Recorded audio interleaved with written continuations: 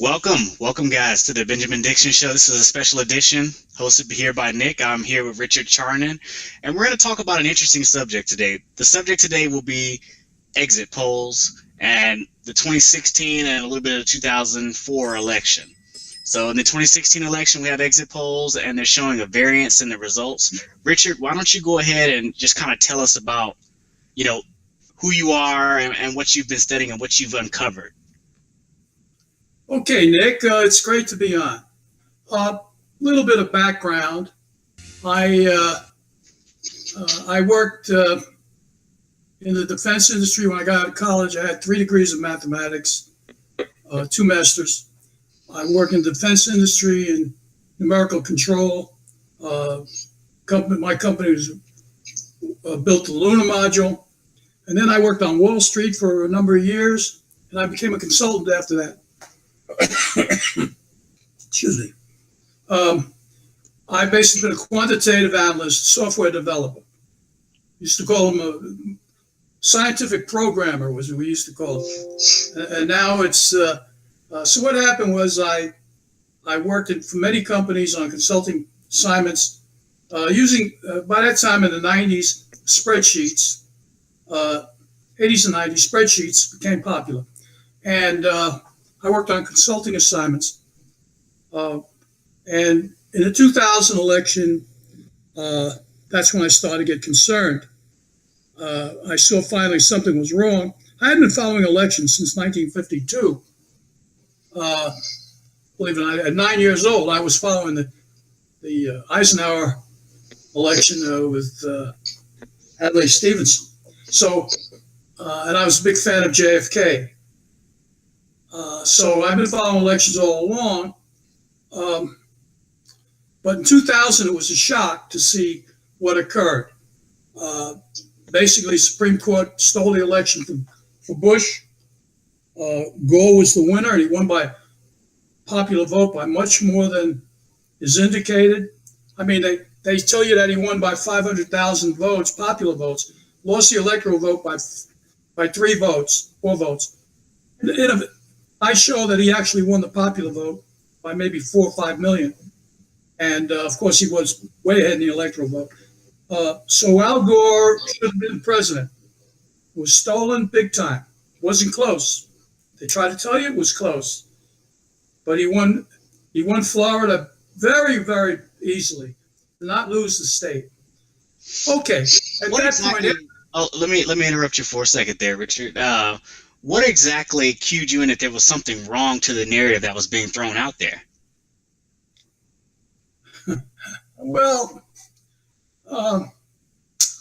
at the time, first of all, I had been doing some pre-election analysis. And I noticed that every time they print the polls, pre-election polls in 2000, they were like, as soon as Gore made a move up, they brought him down again, like CNN. And to me, it wasn't logical that Gore would lose because he was obviously a much more experienced candidate. And even at that time, Clinton was popular. He was popular. And so Gore and the Democrats should have been favored to win. Now, obviously, what happened in the Supreme Court in Florida, they stole the election 5-4, and that was obvious to me that Gore won Florida. And but I had done I really didn't do any analysis other than my pre-election analysis, which showed that Gore was going to be the winner. But I really didn't get started until 2004. By that time, I was ready for the next election. Talk about your analysis and how that came to help you make these conclusions that you've made, and what those conclusions are, besides for Gore won the election. Well, let's go to 2004. Okay, that's really where I got started. I did a pre-election poll, a model, which was used what they call Monte Carlo simulation to calculate the probability of winning an electoral vote based on the pre-election polls. So I was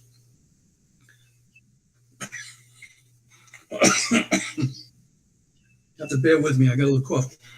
Based on pre-election polls, which showed that although it appeared to be tied going into the election, there were undecided voters, and it turned out that I was aware that undecided voters usually go pretty strongly for the challenger. Now, Kerry was the challenger, so if it was tied 47% apiece, and you had 6% undecided, you figure Kerry was going to get 4 or 5 of those 6. So, and it agreed with my model, which showed that he actually, I was projecting him to get 52%. Now, it turns out I was right. When the exit polls came out, they were downloaded on election night. Or these were the already adjusted exit polls, but they showed that Kerry was ahead. He was winning the election, but then late at night, all of a sudden the exit polls turned, where Kerry was leading by 3 or 4%. At the very end, all of a sudden it flipped, and Bush was a 3% winner. Now, I showed that it was impossible that the exit poll would flip that much when you have 600 additional exit poll respondents. Initially, there were 13,000.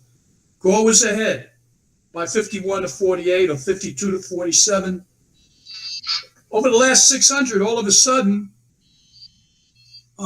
Bush picked up the lead. Now, that was mathematically impossible. You know, you already had 95% of the exit poll was completed. So how did he reverse 3 or 4%? Mathematically impossible. Let me stop you and clarify for the listeners that are out there. So let's say you have an exit poll and you do 8 or 9 out of 10 of the people you're going to poll. So you polled already like 9 out of 10 people you're going to poll, and then all of a sudden that one last person is able to you were able to flip the results, which means it's mathematically impossible for you to change the results with just that one last polling respondent. And that's what Richard is talking about here. He's saying basically they either removed votes that were already in the poll and then switched them to someone else, or they either added something to it. Whatever they did, they manipulated the numbers to produce a result that was not possible from just the one remaining respondent. Exactly. Well, in this case, we had 13,000 respondents. Kerry was ahead. The final 600 respondents, Bush went ahead of Kerry. Now, that was impossible mathematically, okay? It meant that Bush had to win all 600, okay? Yeah, he has to win every person. Not a single person must have went for Kerry out of the last 600, which is a complete reversal from the trend that was already established. Yes. For the large swath of the people already polled. It's a complete reversal of that trend, an impossible reversal. Yes, and let me make it more dramatic.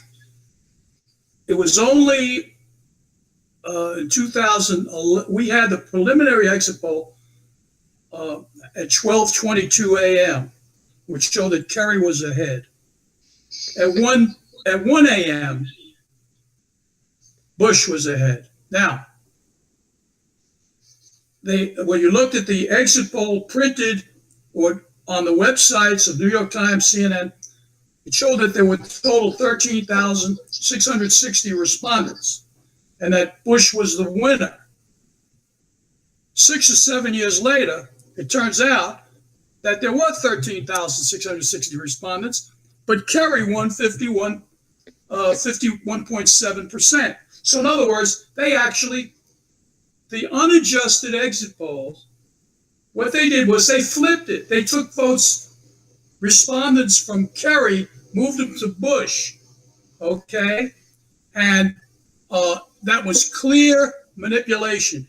The actual numbers, it's on my website blog spreadsheet for 2004, shows that Kerry was the winner all the way from the beginning. Let's say after 8,000 respondents, he maintained a lead of 52% all the way through to the end, to the 13,660. So you have absolute clear proof that they manually took the numbers that they got in the unadjusted exit poll, and they flipped a certain percentage, about 6 or 7%, they flipped it to Bush. Now, apart from that, we'll talk about, this is 2004 now. I also proved that I created a true vote model where I look at the previous election of returning voters.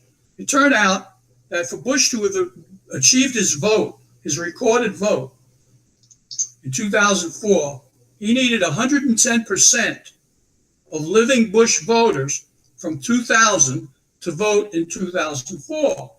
Now, 110%, obviously you can't have more than who voted in 2000 return in 2004, right? I mean, that's simple.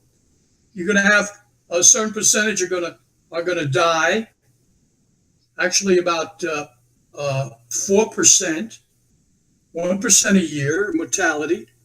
And then you have those who are not going to show up. So what you have is, you have, if you compare the returning voters from 2000, the actual plausible number, you find that there were 5.5 million phantom Bush voters that did not exist. And so that's further proof